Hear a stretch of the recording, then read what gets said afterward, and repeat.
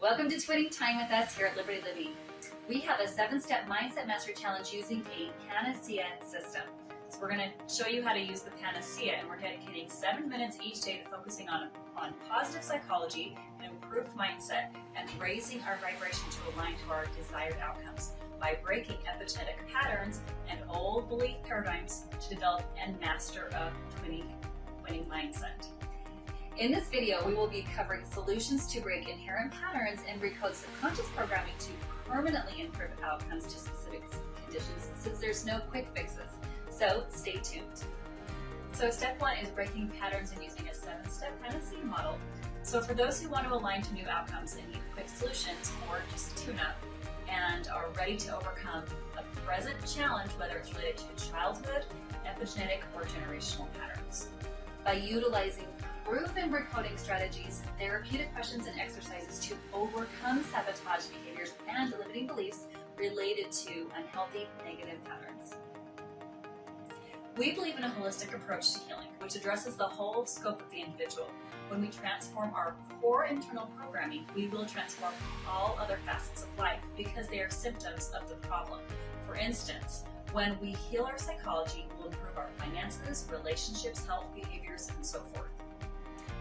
So if you want healthier behaviors and decision making, then mastering a healthy mindset will ensure success in each domain of life. Our purpose is to empower individuals, professionals, couples, and families to leverage advanced psychological tools that will enable them to successfully live their ideal reality, liberating families and future generations. Step 1 is the presenting problem. So this step is more than likely going to be revealed through a person, a pattern, or a pain point. So how to decode the subconscious blocks and identify our blind spots and cognitive distortions are often revealed through conflicting beliefs and limiting beliefs. This step also helps us to recode conditioned beliefs, our epigenetic and generational patterns, by reframing the subconscious mind at a core genetic level, getting to the source of the issue, and heal the internal programming that causes continual setbacks, which are generally recycled patterns. So what is the pattern or problem? And what belief was formed from this pattern?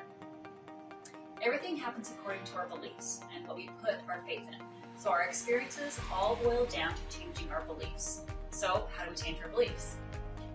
Number 1, learn what the lesson was teaching us and what change we wish to see, such as what is the ideal solution or outcome. Number 2, look at counter beliefs to match the new belief, even if it's demonstrated by others to reinforce a new belief or mantra. For example, have you been able to achieve something in the past that you didn't believe you would or could have otherwise? So repeat this new desired belief or mantra until it is embodied. And in this presenting problem, to decode the subconscious block, it helps us to gain awareness around the blind spot as perceived voids from the parent-child patterns transferred within our primary relationships, often unwittingly. So being aware that all answers are manufactured within and not outside of us. Often generational patterns are the limiting beliefs and fears that are repeating parents' mistakes or opposing their behavior to avoid repeating their mistakes and creating opposition. So what is the problem, pattern, or pain point, such as a trigger? Is it a power struggle, a conflict with a parent-child, or even a partner pattern? These inherited beliefs and unmet childhood needs are responsible for shaping the majority of our behaviors and core beliefs because they were both modeled to us and transferred genetically. For this reason, and particularly for those who were raised by their biological parents, inherent dispositions can be the most difficult emotional patterns to overcome. Unmet needs evolve as a result of the child seeking the love, affection, comfort, or even the protection of the parent during difficult times, and perhaps perceiving those needs as not being met, or regardless of whether the parent did his or her best to adequately meet the child's needs at that time. So we're going to go ahead and take this step and use the mirror technique, which is a profound way to begin identifying and decoding blind spots in our generational patterns and gaining awareness through people and external situations. So this is how we use the powerful mirror technique. So discover who the key players are in your life and why all relationships reflect the relationship you have with yourself.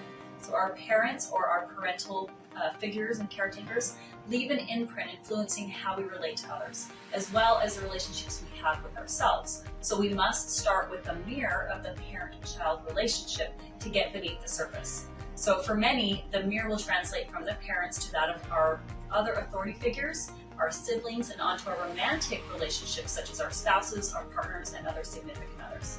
So begin this step by making a list of each of your key players that have had an important role in your life, challenging and catalyzing your growth potential based on the relationship mirror, including your parents or any partner relationships.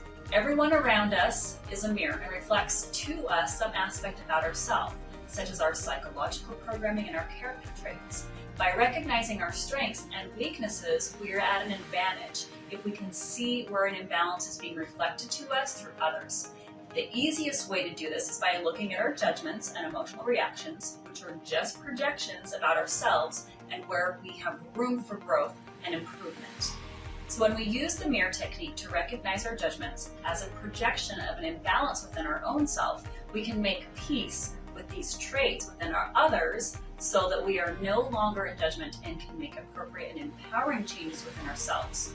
In this case, so that others no longer appear aggressive, controlling, bossy, or even dominating in their interactions with you. It's never about the other person or trying to change the other person. So, our emotional reactions are a result of distorted beliefs and epigenetic programming that serve as internal mirrors into our blind spots, our unresolved and suppressed feelings, and the unmet needs from psychological conditioning and subconscious programming. We can identify this in our negative patterns, such as, why do these situations easily provoke me? Or why do bad things only happen to me? The mirror technique also applies to other external circumstances, such as work, health, and personal matters. And a quote by Rhonda Byrne in her book, The Power: "When you fall in love with life, every limitation disappears. You break the limitations on money, health, happiness, and the limits of joy in your relationships." Because our limitations disappear when we fall in love with life, here are a few gratitude exercises. How can you learn to love something about your limitations? Have they somehow taught you to become better? What has this challenge taught you that you can be grateful for, such as a new skill?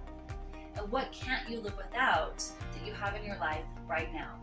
Think of people that you value or what you love in your life, such as a home, a healthy body, etc. Gratitude for the abundance you have received is the best insurance of the abundance will continue. Quote by Muhammad.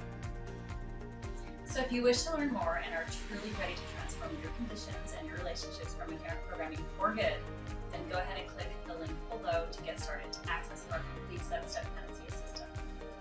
Please let us know if you gained any value from this, and by sharing this video with your loved ones, liking and subscribing so we can make more beneficial videos for you.